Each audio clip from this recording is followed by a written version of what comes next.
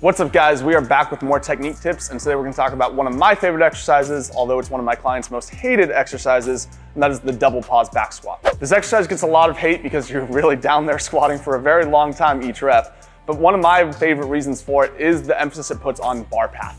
If you miss a squat, generally it's because that bar drifted away from your midfoot. If we keep that bar stacked over the midfoot and it's nice and vertical the whole time, there's a great chance you finish the lift. With this movement, you have to keep that bar over the midfoot in the hole and halfway up to really make sure that we're keeping proper technique the entirety of the lift.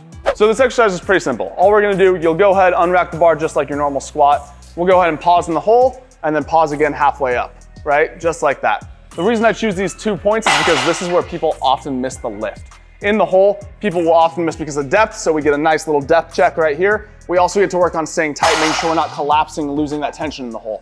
Halfway up, you'll often see people kind of come forward, right? So when they're in this halfway up point, this bar is now not over the midfoot, but out over the toes. And it's really hard not to face plant, and they kind of got to work to really extend back into that proper positioning. It makes the lift a lot more difficult to complete. So with the bar, all we're gonna do, unrack it. Again, we're pausing in the hole, making sure we got solid depth. That bar's over the midfoot, everything's nice and tight. I'm gonna come halfway up, again, making that bar move totally vertically, pause again, and then lock it out, right? So pausing in the hole, pause here, lock it out, nice and easy. So while these pauses can suck to do, they're gonna suck even more if you let that bar drift out over your toes.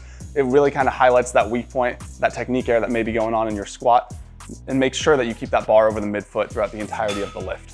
If you're struggling with any other kind of bar path or technique issues on the squat, feel free to reach out and we'll be happy to help.